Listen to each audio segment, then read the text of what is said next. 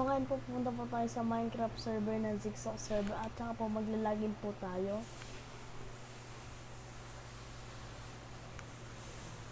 Tapos po magpapatipi po tayo kay Hitog Gawa. Tapos pupunta po, mag-place po tayo ng torch. Tapos pupunta po tayo sa shop na sobrang pangit. Oh, hell no! Tapos magpapatipi po tayo kay Cartuso. Inaccept na po ni Hitog Gawa. So ayun po. Nagmamay pala po secret kaya po balik po tayo magpatipi po ulit tayo kay Hitog Gawa. Sabi po natin patipi ulit.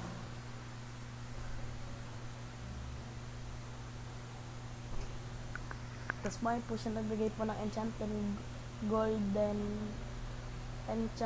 golden apple.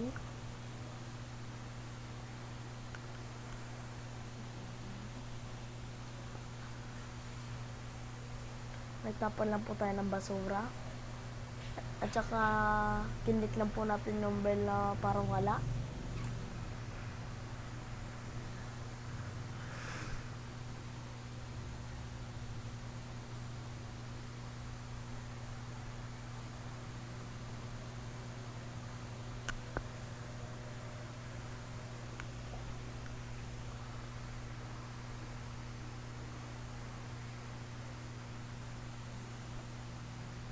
Tapos po hingin natin yung village. Kasi po gagawa po tayo ng farm.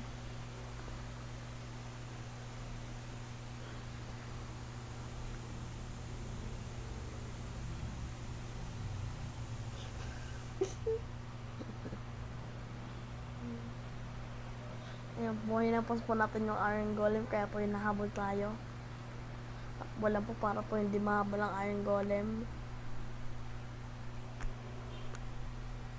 Pinatay po ni Hito yung iron golem. Tawagin na po natin si Hito, tapos tanongin po natin kung meron po siyang fire aspect.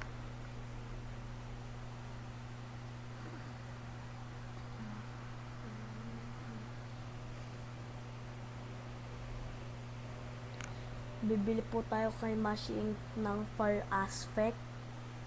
Tanungin po natin kung magkano.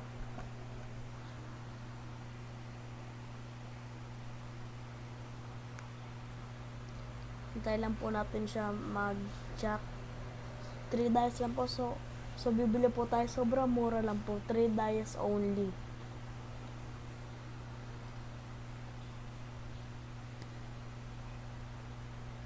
Papa-enchant din po tayo kasi po wala po tayong level para mag-enchant po ng fire aspect sa netherite sword.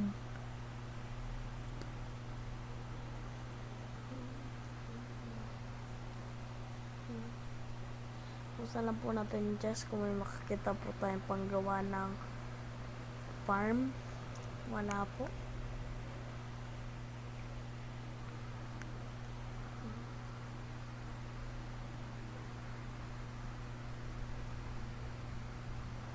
Tanongin lang po natin kung paano po maglagay ng claim kasi po pag naglagay po tayo ng claim hindi na po nila makukuha or masisira yung village o kaya hindi na po sila makakagawa ng kung ano-ano, hindi po sila makapagnakaw dyan.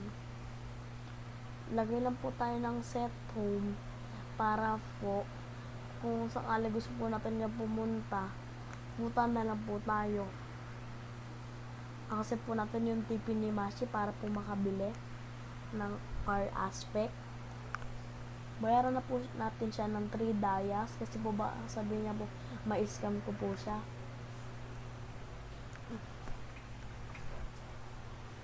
Try po natin buksan yung chest. Ganyan po pag may claim land, hindi po nabubuksan yung mga chest. Yun po, naglaglam po. Pina-enchant na po natin yung netherite sword sa anvil. Kaya po black po yung sa may livan po kasi po resource pack lang po yan sa TL Launcher. Yan po per aspect lang po yung pina-enchant natin. Tapos po home po ulit tayo dito sa village.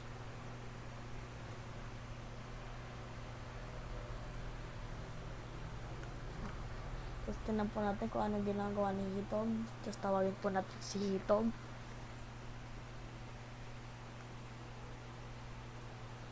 Bibili din po tayo kay Mashi Inc. ng sharpness 5. Tanungin po natin kung kay Hitog na pwede maki-help ng gumawa ng trading hall.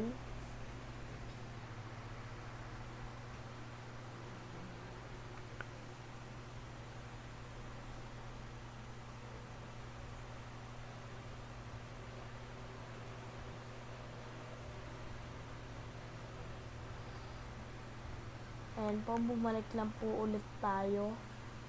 Kasi po bigla po na naglag kaya po bumalik po tayo. Tapos po bigla, nalive ko lang po yan. Tapos po tinanggal ko na lang po yung pag-live. Tanungin na po natin ulit kay Mashi Inc. kung magkano ang sharpness 5.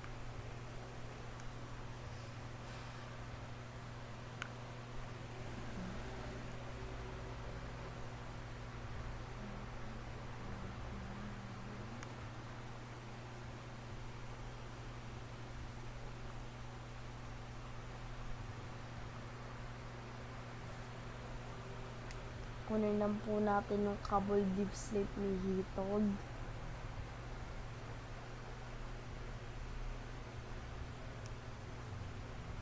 So yun po, gagawa na po tayo ng trading hall.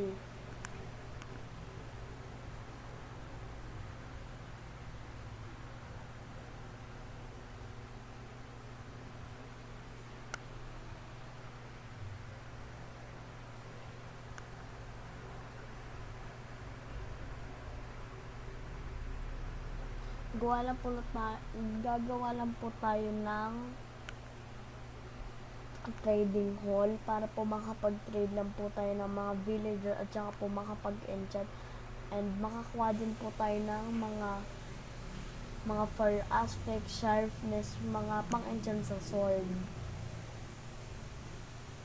That's ayan pala po, nagkamali po tayo, hindi pala tayo dyan gagawa ng gagawa ng trading hall kasi po maano ng pala po ng zombie yung mga villager.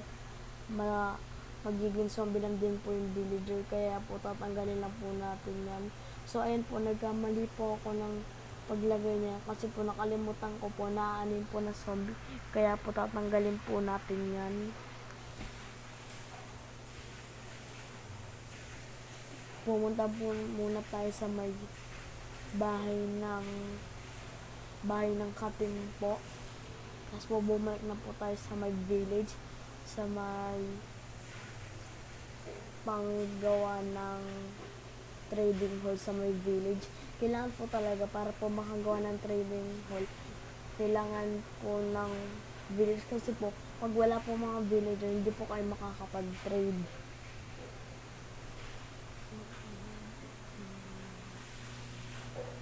Tanggalin na po natin yung mga wood. Tapos tanggalin din po natin yung water.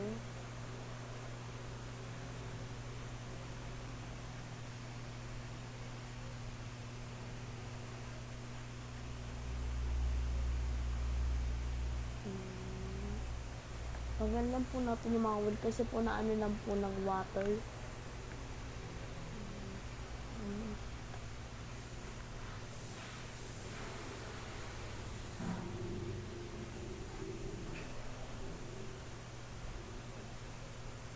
Magagabi na po, tapos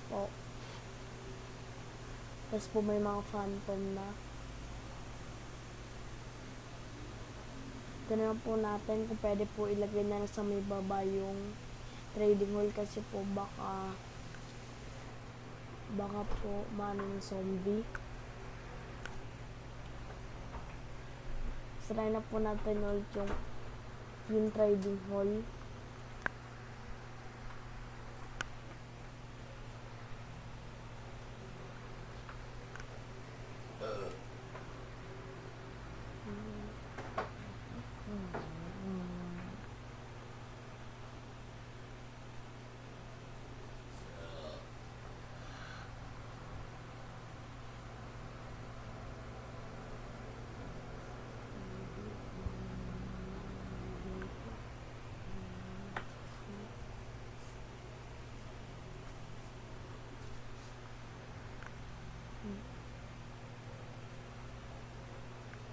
Tapos po sirain lang po natin sa baba para po dun po pumunta yung villager.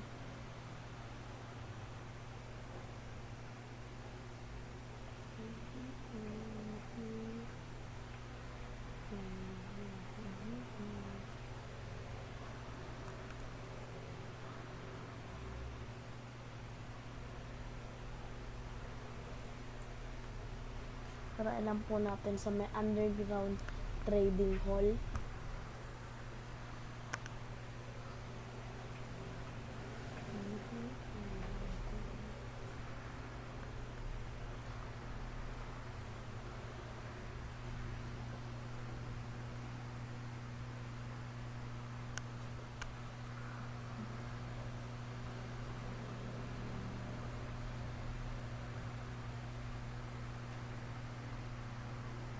So, yun po, palaki na po natin yung espasyo ng villager trading hall. And dyan po, gawin na po natin yung villager trading hall. Tapos po, takpan po natin yun sa may tubig, sa may taas. Ayan po. Tapos po, sirain lang po ulit natin. Every 2 high lang po yung villager hall.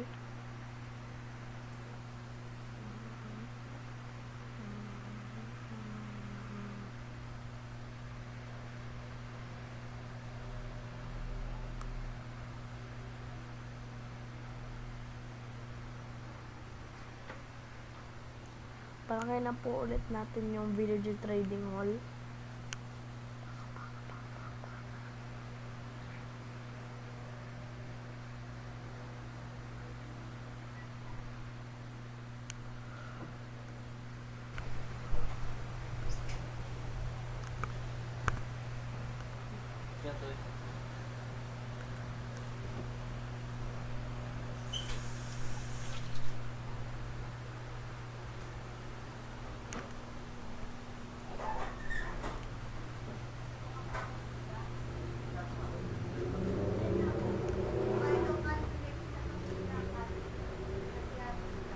Pala lang po natin yung espasyo ng villager trading hall. Cut lang po tayo sa taas. Kay Hito, tingnan lang po natin siya sa taas kung ano ginagawa.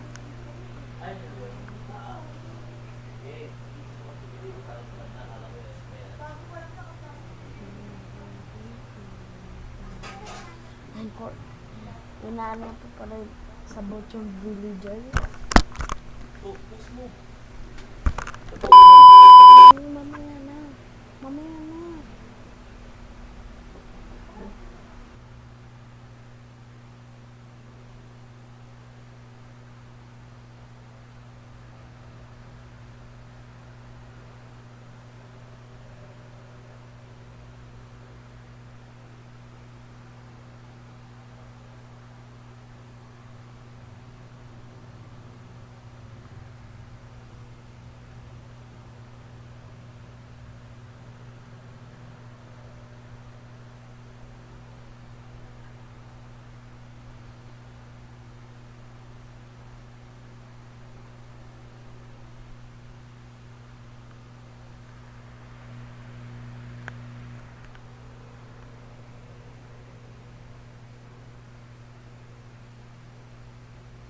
So, yung nakababa na po na villager. Tapos, pungarangan na po natin. Hirangan na po natin. Tapos po sa susunod, lagyan na po natin ng smithing table. Tapos po yung anvil.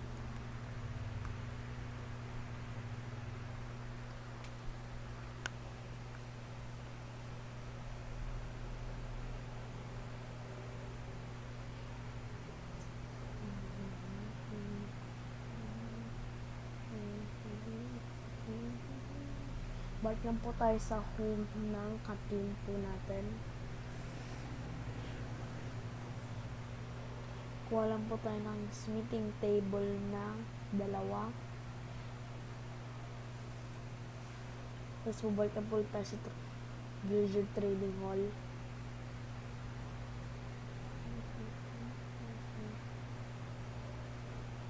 Then, kain po muna tayo ng bread. Tapos clip po tayo yung enchanted golden apple po yung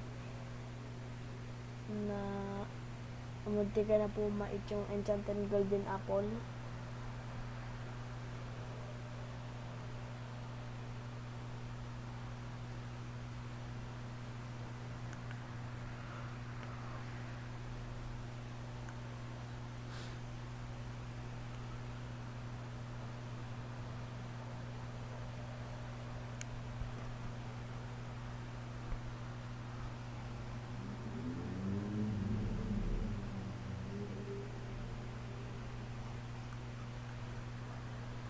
Tapos pupunta na po natin ang smithing table. Tapos po ayun po. 1 emerald is cobblestone shovel na isa.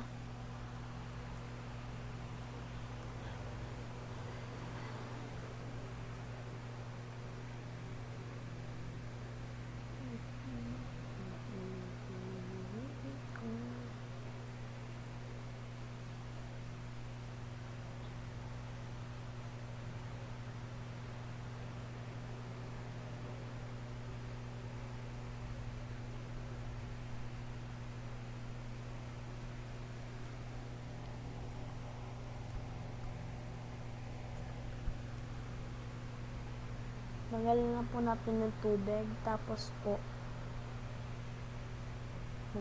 tanggalin lang po natin. And po, mayroon po tanggalin yung tubig kasi po, parang po, and po, ayan naman po, hindi na po na ano yan. Mag F6 po tayo para po makita natin kung kaya po ba. Tapos tinakpan na lang po natin.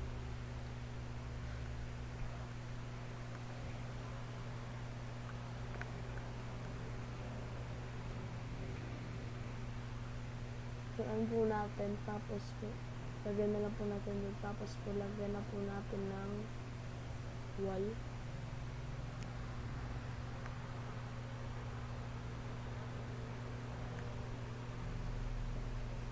Yan po, okay na po yan. Takpan na lang po natin, tapos po takpan yung tubig, tapos po okay na po yan.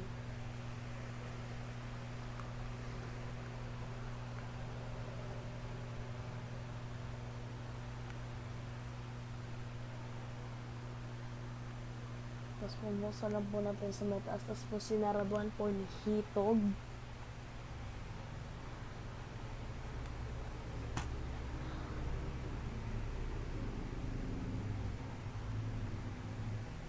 So, and po guys, babay po sa ating video.